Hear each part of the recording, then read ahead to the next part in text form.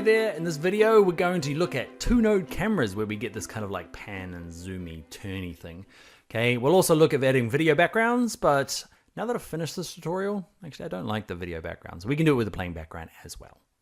All right, let's go and do it. All right, so first up, I've got a file that you can start with. It's under 07 camera. It's called YouTube line chart, or you can use the line graph you made in an earlier tutorial.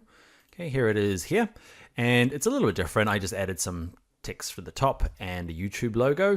Okay, and they're just timed separately, and they're all using that expression that we've been using over and over again. All right, so what we want to do now is we want to use our camera. And let's have a little look first at the difference between a single node camera and a two node camera. So we're going to go to layer, new camera. We'll put in one node camera. We'll call this camera one node. Cool. And we'll put in another one. This is the one we're going to use. We're going to delete this first one. So you might just kick back, relax, and just make this camera. Okay, this one's going to be camera two node. Okay, and we're going to go over here and pick two nodes. Click OK. That's the camera you want. This one we're going to bin in a second, because what I want to do is show you the difference. So first of all, I want to be able to see my two different views. At the moment, we've got one view. Switch it to two views horizontal. This is the top view. It's not very exciting. So you've got to click over here. Remember the little blue little wedges in the corner indicates which side you've got selected. So I've got this side clicked. I'm going to go from top to custom view one. Okay, and you might have got an error saying, hey, remember you got to turn things on to be 3D. Okay, so you just got to remember to do that afterwards. What do I want to be included in 3D is I want the YouTube logo, I want the text, I want the dots, the lines, everything but the background. We're going to leave that off. So you can see they can all be seen by the camera now, depending on where your playhead is. If your playhead's right at the beginning, you can see you can't see anything. You'll be like, oh no. But move it along and you'll see they all can all be seen by this camera. And what you can do is click on the different cameras, okay, and it'll kind of like highlight which one we're working on. Now I'm going to zoom out a little bit over here, okay, and show you the difference. I'm going to turn off camera one. Great naming, Dan. Okay, the two node one, I'm going to turn the eyeball off so we can't see it. So the difference between the two, it really comes down to under transform. We can change the position, okay, the orientation and the rotation. Whereas a two node camera, okay, we transform that down. We've got this extra one called point of interest. Okay, so let's look at the difference. Camera one node, I can adjust this, okay, and I can move it around. I can even rotate it, okay, to look up and down. The only trouble with that's great if you're just going to do parallel movements like we did in an earlier tutorial, but I'm going to delete that one now. Goodbye one node. Let's look at the two node. Okay, so we've got this thing called the point of interest. It's just like an anchor in the ground. So now, I'm going to turn the eyeball on, come back to life. Okay, is watch this up here. So the position now, if I move it, can you see the camera moves, but it's still pointing at that point of interest. Okay, it's just like it's a little home in the ground, and camera will keep pointing at that no matter where you move this. And that's really handy. You can see on the side here, kind of what we're going to do. We're going to get that animate that movement.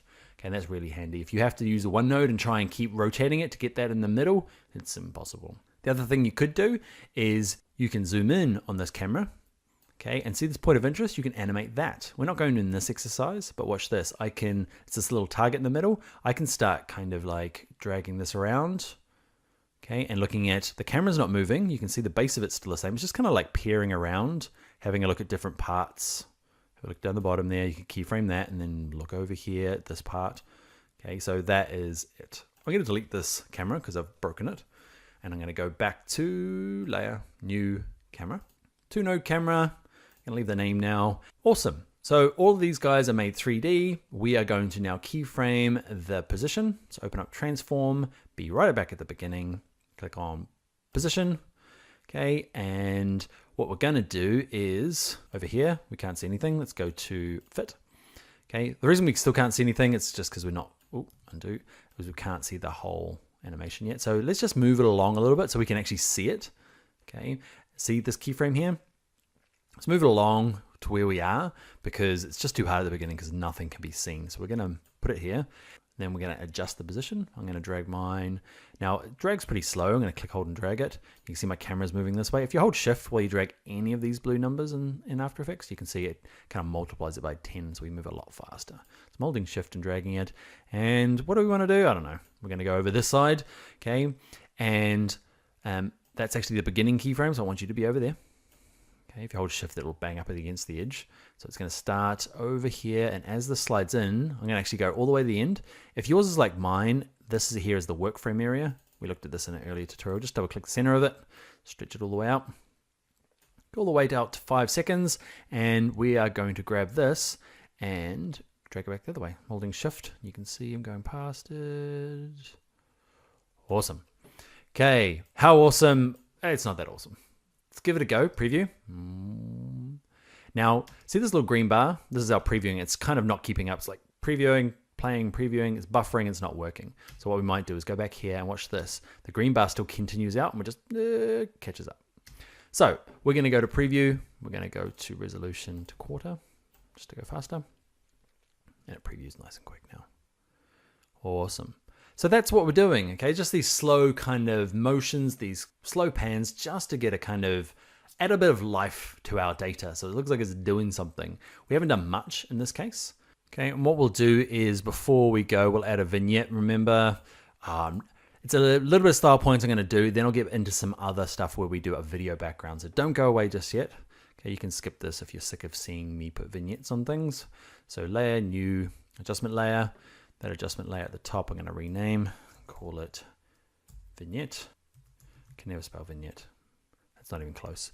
Anyway, let's go over to effects and presets. Over here, we're going to do this one. We're going to do, what was it? Lumetri. Lumetri color. Drag it onto this. Over here, go to vignette. Just drag it a little bit to the left. Okay. And what's happening is just going to add that to it. It's probably a little bit much, but I totally overcook vignettes whenever I do them. Okay, let's go up a little bit higher. Maybe minus 0.0. There you go, something a little more subtle down, come on. Gives it that kind of film effect, nice. Next thing we're gonna do is, I'm gonna hit save, and we're gonna go back, we're in effects controls, go back to project. Okay, line chart is our first example. Let's just select it in here, go Command C, Command V to copy and paste it, or Control C, Control V on a PC. Right click it, rename it. This one's going to be line chart with video background. I'll show you this because it's kind of cool to add video backgrounds. Okay, up here in Adobe Search, I'm going to do now, what am I going to stick in the background? Often I like the word abstract. Just put the word abstract in. Okay, and by default, remember it'll just be everything. So we want to drop that down. We want to go to videos and go through this and decide what's going in the background. Some of them are appropriate, some of them are pretty hardcore for the background of this. All of them probably need to be washed out. Okay, so pick one. This one looks kind of cool. Cool, it's added to my library. I'm going to drag it across, add it to my video. It's going to take a second. It's at the top, so I'm going to put it just above my background. I'm going to play this back. Now, what you'll notice is that when I'm at the beginning here, well, actually, at the moment, it depends on what you want to do. I've left this just playing in the background, okay? It's not being tracked by the camera, okay? And that's okay for this abstract background, but say something's in there, you might want to keep it moving with the camera, so you just turn the 3D on it, okay? And what you'll notice with the 3D on it, it can be seen by the camera now, but it's actually not wide enough. Can you see it's, it was the size of the original, but because we've moved the camera to the side, we're kind of seeing the edges. So what you might have to do with this one is go to scale and just crank it up until you can't see the sides. The trouble with this is that you might have to download the 4K version, okay, which is a lot bigger than HD. Okay, not sure this version has it. Now it's moving along with it. I think I liked it being not 3D. Okay, I think I'd like it just sitting in the background there. And now it doesn't have to be so big. I can put it back to 100%. Okay, what I'll also do is I'm going to knock back the color because it's just too bright and nobody can see the data here. And that Adobe stock obviously has to go. I'd have to pay for it because it's really interrupting the background there. And we do that with the hue and saturation and drag it onto this layer here. Over here, drag the master lightness down so we can see our data. Kick back. 2 node cameras. We've got a bit of a video background going. I think it's not any better than it was when I had a flat background. Up to you. Giving you options here, people. All right, so let's move on to the next video tutorial.